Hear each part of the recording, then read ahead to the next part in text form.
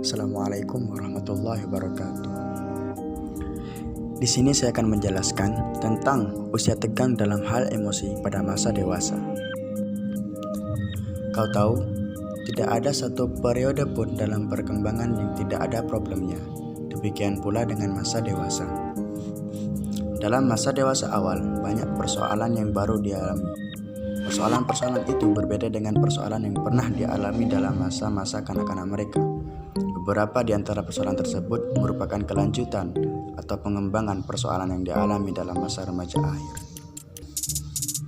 Usia tegang dalam hal emosi. Ketegangan-ketegangan emosi yang terjadi dalam masa dewasa awal, terutama sering dialami dalam paruhan awal masa ini. Banyak di antara dewasa muda ini mengalami ketegangan emosi yang berhubungan dengan persoalan-persoalan yang dialaminya, seperti persoalan jabatan dan lain-lain. Ketegangan emosi yang timbul itu bertingkat-tingkat, pula selaras dengan intensitas persoalan yang dihadapinya, dan sejauh mana seseorang dapat mengatasi persoalan-persoalan yang dihadapi tersebut. Sesuaikan harapan dengan kemampuan.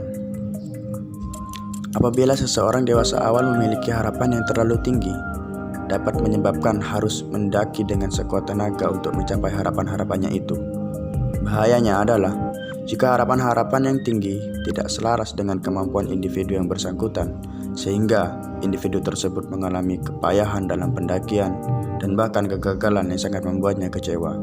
Misalnya saja, dalam hal tingkat jabatan yang diharapkannya terlalu tinggi dan tidak sesuai dengan kemampuan-kemampuannya, sehingga tidak dapat dicapainya, atau mengharapkan pasangan hidup yang standar dan tidak dapat diperolehnya.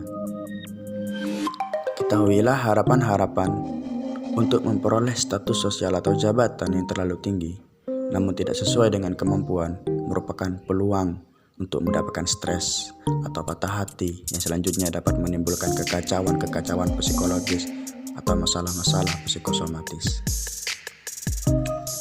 Maka dari itu, bersyukur atas apa yang dipercayakan kepada kita adalah salah satu cara untuk menjalani hidup dengan lebih bahagia.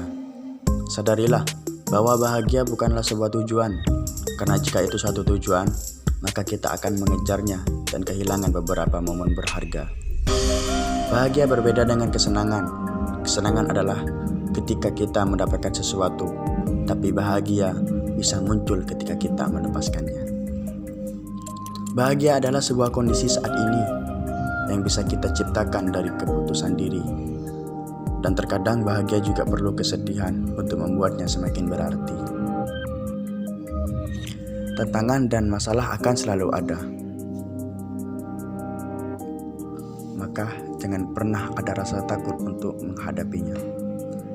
Tantangan bisa menjadi kesempatan untuk naik lebih tinggi, dan masalah bisa jadi jalan untuk kita belajar hal yang baru. Apapun yang terjadi bersifat netral. Respon kitalah yang menentukan apakah hal tersebut akan menjadi baik atau tidak.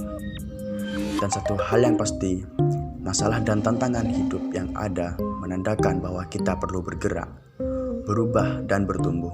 Itulah yang menunjukkan bahwa kita masih hidup.